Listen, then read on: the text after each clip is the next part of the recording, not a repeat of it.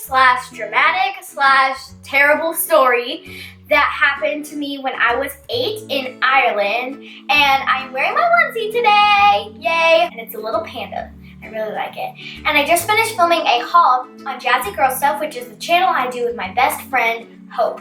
And you guys should check it out. And if you want to see everything that I got this fall in my haul, you can check the link down below in the description after this video. So my family goes on a trip to Ireland every year. A family tradition, fun thing. And we always have these traditions of where to go. We go to Avoca every year, go to Rocky Valley, which is the place where I got left. It's a small mountain, but it's super rocky. It has a bunch of rocks. It's kind of like climbing, and it's bless you.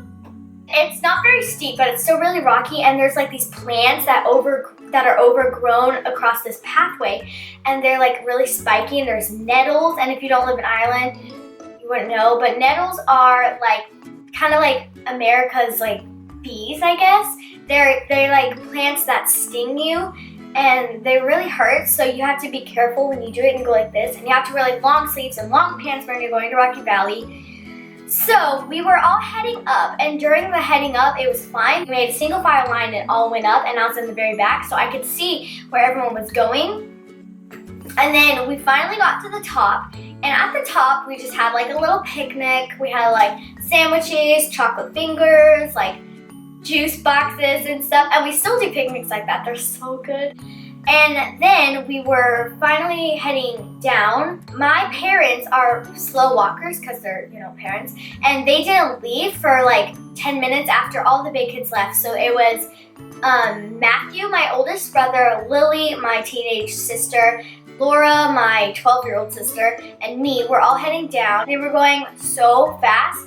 And then what happened to me is my little, I had like this pink leather jacket that I loved so much. If you go on Instagram and scroll down through my mom's photos, which is @ShowNicole, you can scroll down. I was wearing that pink leather jacket in almost every single photo when, like, a few years ago. I loved it. It was this awesome jacket, and there were these pokey, sticky leaves that were touching it, and so it was kind of like stuck, and so I pulled it, and then there was some sort of sharp turn, and then my siblings just went on ahead, and I didn't know where they were, so I just kept going really fast. I turned, and then I got to this long fork in the road. It had 3 different trails of where to go, and I didn't know which one to go down. So I went down one. Here I was, just right here. There was 1, 2, and 3. In my head, I was starting to get really freaked out. I was like, and I was walking really fast and just only looking down to make sure I didn't step on anything that made me trip or anything. So I was just kind of running, walking, and I was starting to freak out because I was walking for only 5 minutes, and I didn't know where they were. And I was so scared. And so after that, after walking for about, I think 7 minutes, I was like, okay, I need to walk back straight and then take another path because then I'll probably find them. And now that I think about it, I think that I never should have done that because I'm still pretty sure that they went down this pathway. And also, I could have catched up to them.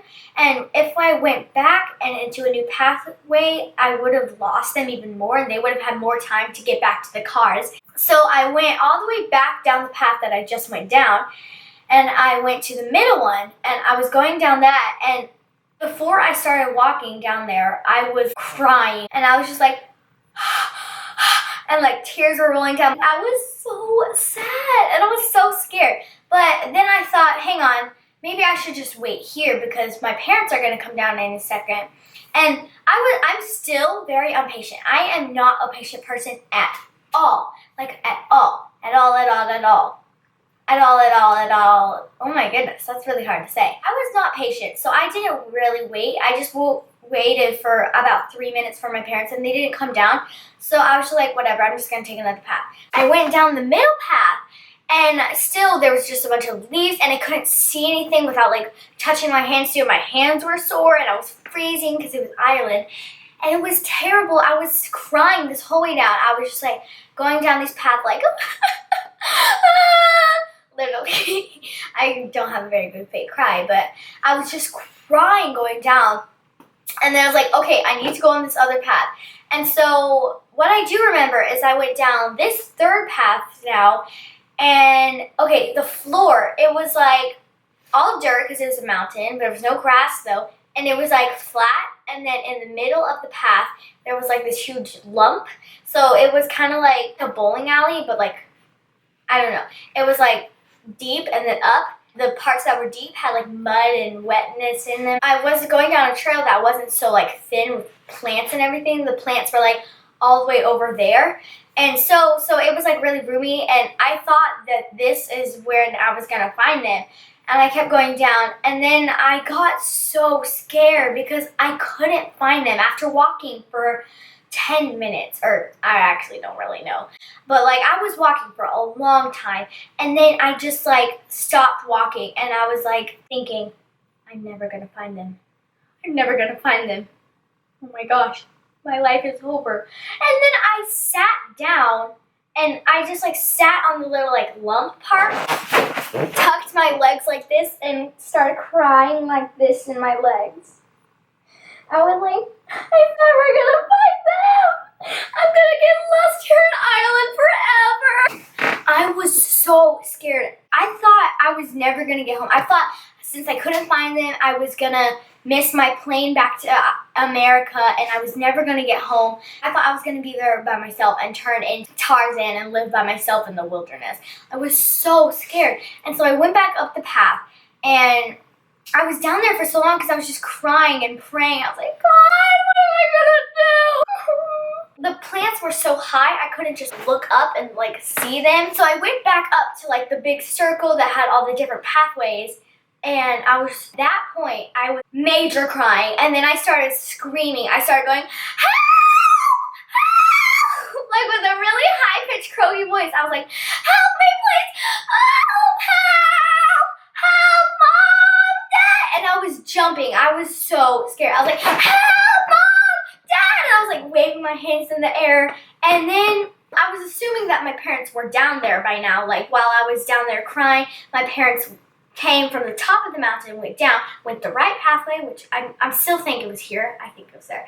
They went down there and got to the cars. I just kind of started like laying down on the ground. I closed my eyes. I thought maybe if I closed my eyes and laid down, I'd just forget about this. So I was just laying there crying for like, I think it was only about 5 minutes.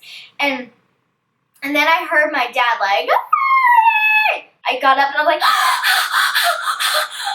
I was like so happy because I like in my head I was thinking I'm basically a wild person now and I'm just gonna live here forever. And I thought my parents already left. But so when I heard them, I was so happy and I was so surprised. Like if I moved the plants out of my face, I could see a little bit, and I thought I saw like a black head moving, and my dad's hair is like a really dark brown. So I was standing here, and then there was the 3 pathways. He came out of this one, and then I went, oh my gosh, and I ran to him, and I jumped in his arms, and then he carried me all the way back, and the whole time he was whispering like, I would never forget you. Don't worry, we were gonna come back for you. You must have had so much of a fright. That's what my parents say. Since my mom's Irish, she says a lot. She says, you must have had a fright, and so my dad kind of says that, and they also call each other love. They're like, where's love? Lovey or love or something like that. So he was saying like, oh love, you must have had such a fright. And I was like, yeah, I was so scared. And he carried me the whole way down. Well, I was like on his stomach, like right here, and I put my head there, and then my nose was like smushed up against his shoulder like that. And so the snot was like going down my lips, and I was 8 and I was carrying on like this. And then I got to the bottom, and he was like, it's okay, she's here. And everyone was just like, Annie, I'm so sorry. Except for my older siblings. They were already in the car and packed up. But like my mom and my granny. My granny was waiting down at the bottom because she couldn't climb. She was waiting down at the bottom in her car for us. And so she got out of the car, and my mom was just down there. And they were like, Annie, I'm so sorry. And they hugged at me. And then I got in the car, and it had me and Laura in it. That's it. Me and Laura in the back seat, and no one in the front seat other than my granny. And I was sitting there and I was just thinking about me screaming and jumping and just like the thought that I would never ever see them again. And I had that feeling that in Finding Nemo when he's like, I just miss it.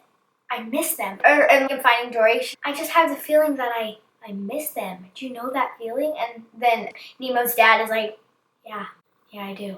That's how I felt. I just miss my parents. I can just imagine me jumping with snot running down my nose, like crying, and I must have looked really funny and ridiculous. Yeah, that was the story of when I almost got left on a mountain. And I don't think I ever would have actually, they would have not come back for me or something, because I know my dad, he would like come back for me. Thank you guys so much for watching, and I'll see you in next week's video. Bye!